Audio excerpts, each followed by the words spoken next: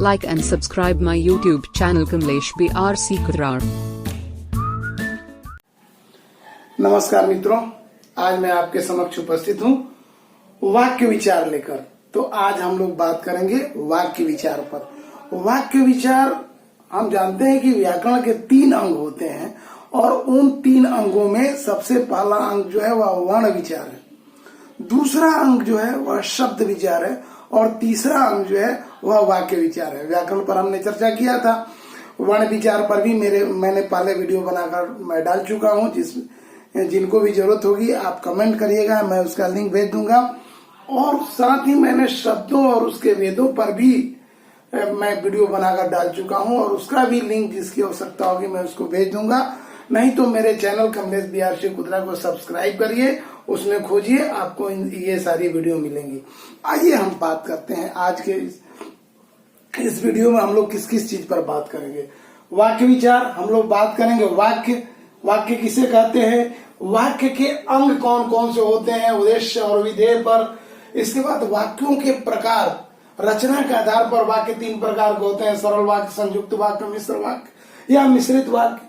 इसके बाद अर्थ के आधार पर वाक्य के भेदों पर चर्चा करेंगे हम लोग, जैसे विधिवाचक, निषेधवाचक, आज्ञावाचक, प्रश्नवाचक, विस्मय आदि बोधक, इच्छावाचक, संदेहवाचक और संकेतवाचक पर चर्चा करेंगे। इससे पहले मैं आपको बता दूं हमें भाषा की आवश्यकता क्यों पड़ती है, क्योंकि हम अपनी भावनाओं को एक दूसरे तक पहुंचाते हैं, अपनी भावनाओं को शेयर करते हैं।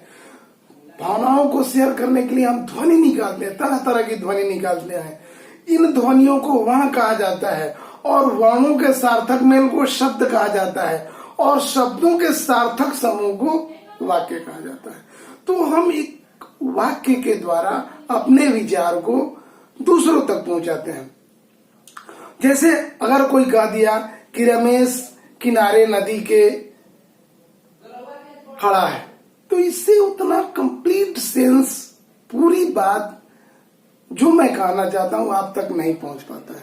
और यदि मैं इसी को कहूं कि रमेश नदी के किनारे खड़ा है, तो ये एक सेंस, एक अर्थ वाक्य के माध्यम से जो मैं कहना चाहता हूं वह वक्त आप तक पहुंचता है। तो आइए सबसे पहले हम लोग जाने कि वाक्य किसे कहते हैं। वाक्य किसे कहते हैं तो शब्दों का ऐसा समूह जिसका अर्थ व अभिप्राय स्पष्ट हो, उसे हम वाक्य कहते हैं। शब्दों का ऐसा समूह जिसका अर्थ और अभिप्राय स्पष्ट हो, उसे हम वाक्य कहते हैं। जैसे मैं पढ़ता हूं, आप इसे एक बार देख लें। शब्दों का ऐसा समूह जिसका अर्थ और अभिप्राय स्पष्ट है। जैसे मैं पढ़ता हूं, वह जाता है, रीना नाचती है, शीला गाती है, मोहन खाता है। तो इस प्रकार जो है ये वाक्य हैं। अब वाक्य के अंग कौन कौन से हैं, तो वाक्य के 2 अंग होते हैं। वाक्य के 2 अंग होते हैं और ये वाक्य के अंग हैं, एक उद्देश्य और दूसरा विधेय। उद्देश्य जिसके बारे में कोई बात कही जाए उसे उद्देश्य कहते हैं। जिसके बारे में कोई बात कही जाए, जैसे रहीम पढ़ रहा है, सुहन खड़ा है, सीता गा रही है। तो इसमें जो है हम बातें कर रहे हैं किसके बारे में, रहीम के बारे में, सीता के बारे में, मोहन के बारे में। तो ये सब क्या हुआ, ये वाक्य के उद्देश्य हुए। तो उद्देश्य में कर्ता या उससे संबंधित चीजें उद्देश्य में आती हैं। अब वाक्य के दूसरे अंग जिसे विधेय कहते हैं, उद्देश्य के विषय में जो कुछ कहा जाता है, उद्देश्य के विषय में जो कुछ कहा जाता है उसे हम विधेय कहते हैं। जैसे राधा नाच रही है, तो राधा के बारे में हम क्या कह रहे हैं कि वह नाच रही है, तो यहाँ नाचना या नाच रही है क्या हुआ, विधेय हुआ। यानी कर्ता के बाद जो शेष वाक्य के अंग बच जाते हैं उसे विधेय कहते हैं। तो प्रत्येक वाक्य में हम जान ले, प्रत्येक वाक्य में उद्देश्य होता है और विधेय होता है। वैसे तो वाक्य में कई शब्द होते हैं, लेकिन एक शब्दों का भी वाक्य होता है। जैसे सुनिए, आइए, खुश रहिए। तो ये कुछ ऐसे उदाहरण हैं जहां एक ही वाक्य में एक ही शब्द में वाक्य कंप्लीट हो जाता है। तो आइए अब हम लोग जान लें कि ये कैसे हम पहचान करेंगे कि ये कंप्लीट वाक्य है, वाक्य पूरा हो गया। तो मित्रों आप जान लें कि जब भी वाक्य पूरा होता है तो वहां चिन्ह दिया जाता है। कौन सी चिन्ह है? तो या तो पूर्ण विराम होगा, या विस्मयादिबोधक चिन्ह होगा, या फिर प्रश्नवाचक चिन्ह होगा। यानी वाक्य खत्म होते ही या तो पूर्ण विराम की चिन्ह होगी, या विस्मयादिबोधक की चिन्ह होगी, या फिर प्रश्नवाचक का चिन्ह होगा। अब आइए हम लोग जानते हैं वाक्यों के प्रकार के बारे में, वाक्यों के भेद के बारे में, वाक्यों के वर्गीकरण पर चर्चा करते हैं। तो वाक्यों का वर्गीकरण दो आधार पर किया जाता है। वाक्यों का वर्गीकरण दो आधार पर किया जाता है। पहला, रचना के आधार पर वाक्यों का प्रकार या वाक्यों का वर्गीकरण। रचना के आधार पर वाक्यों का वर्गीकरण।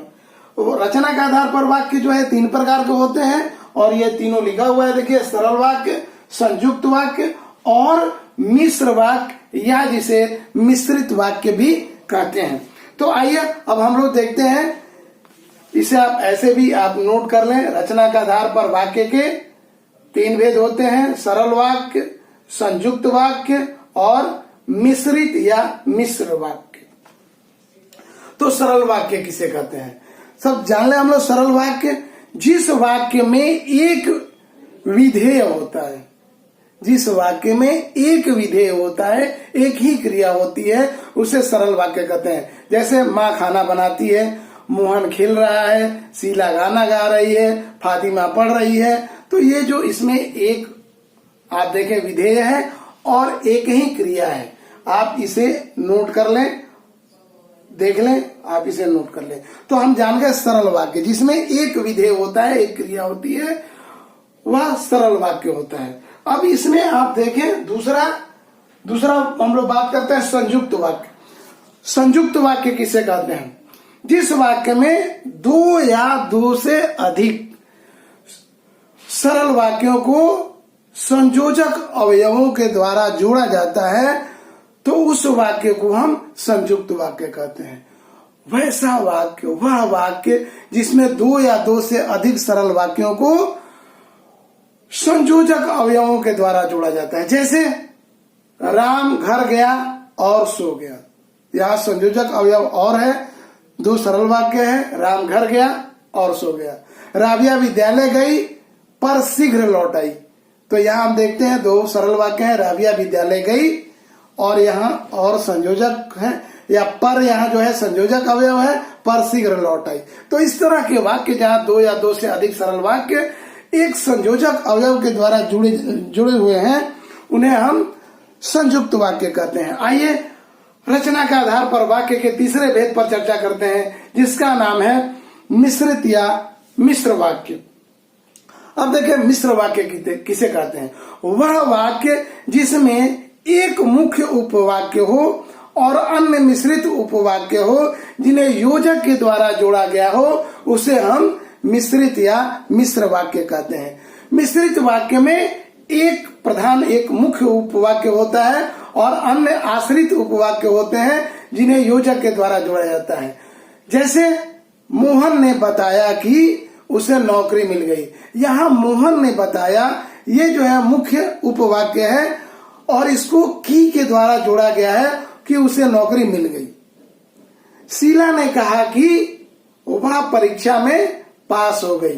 तो यहाँ शीला ने कहा कि यह जो है मुख्य उपवाक्य है और वह परीक्षा में पास हो गई, यह आश्रित उपवाक्य है और दोनों को जोड़ा गया है की के द्वारा। तो इस प्रकार के जो वाक्य होते हैं उसे हम मिश्रित या मिश्र वाक्य कहते हैं। आइए अब हम देखते हैं अर्थ के आधार पर वाक्य के कितने भेद होते हैं। तो अर्थ के आधार पर वाक्य के 8 भेद होते हैं। आइए हम लोग उन 8 भेदों पर बारी बारी से चर्चा कर लेते हैं। पहला है विधिवाचक। विधिवाचक, तो विधिवाचक किसे कहते हैं? तो जिस वाक्य से किसी बात या कार्य के होने या करने का बोध होता है, उसे हम विधिवाचक वाक्य कहते हैं। जिस वाक्य से किसी कार्य के करने या होने का बोध होता है या किसी काम के करने या होने का बोध होता है, उसे हम विधिवाचक वाक्य कहते हैं। जैसे मैं खा चुका हूँ, वह सो चुका है, मीरा जा चुकी है, राधा रो चुकी है। तो इस तरह का जो वाक्य होता है उसे हम विधिवाचक वाक्य कहते हैं। आइए हम अर्थ के अनुसार दूसरे वाक्य के भेद पर चर्चा करते हैं, जिसका नाम है निषेधवाचक वाक्य। जिस वाक्य से किसी बात या कार्य के न होने या न करने का बोध होता है उसे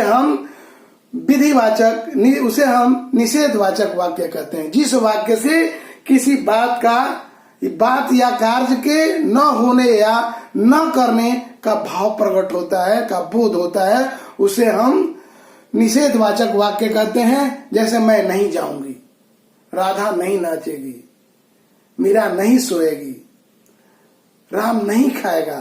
तो इस प्रकार का जो वाक्य है उसे हम निषेधवाचक वाक्य कहते हैं।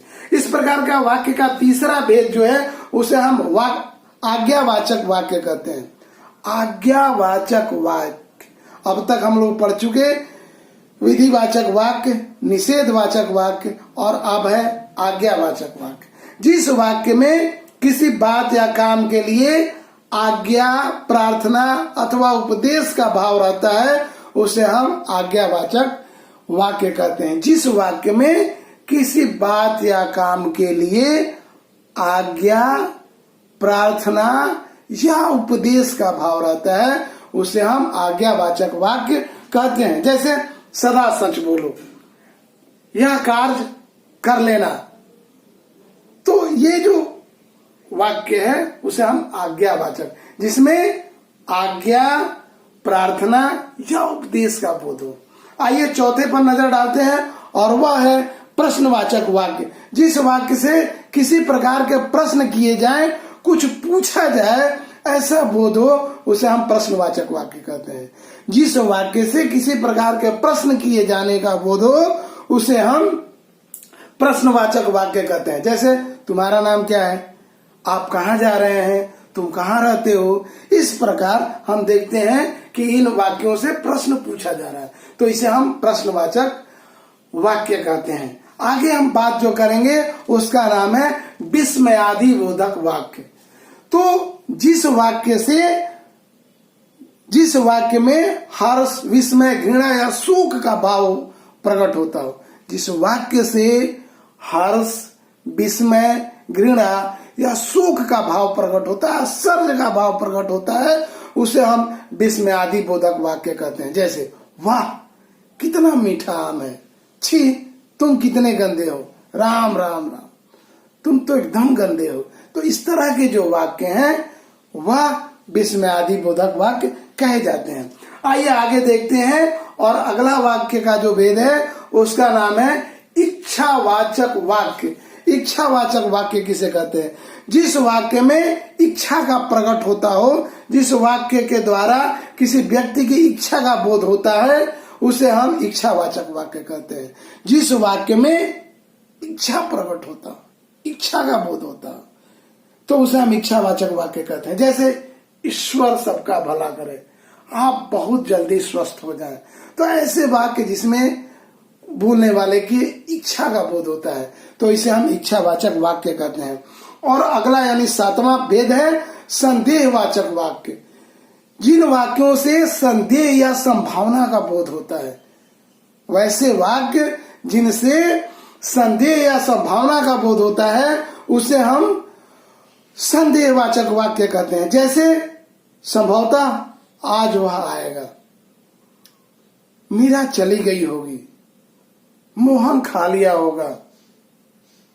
तो इस तरह का वाक्य जिसमें एक संभावना की अभिव्यक्ति होती है, संदेह का पता चलता है, उसे हम संदेहवाचक वाक्य कहते हैं। और आठवां जो इसका भेद है वह है संकेतवाचक वाक्य।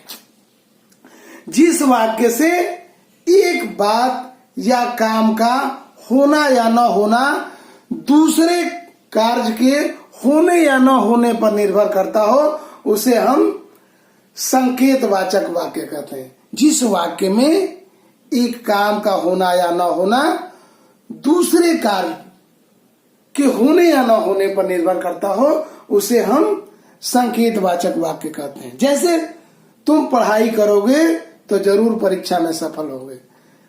अब यहां तुम पढ़ाई करोगे, इस वाक्य पर सफल होना या असफल होना निर्भर करता है।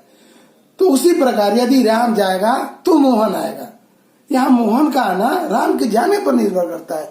तो ऐसे वाक्य जिसमें एक बात का होना या न होना दूसरे बात पर, दूसरे कार्य के होने या न होने पर निर्भर करता हो, उसे हम संकेतवाचक वाक्य कहते हैं। तो मित्रों, आज के वीडियो में हमने वाक्य को परिभाषित किया, वाक्य के अंग के बारे में जाना, उद्देश्य और विधेय के बारे में, वाक्य के रचना के आधार के पर उसके भेदों के बारे में हमने चर्चा की, सरल वाक्य, संयुक्त वाक्य और मिश्र वाक्य पर।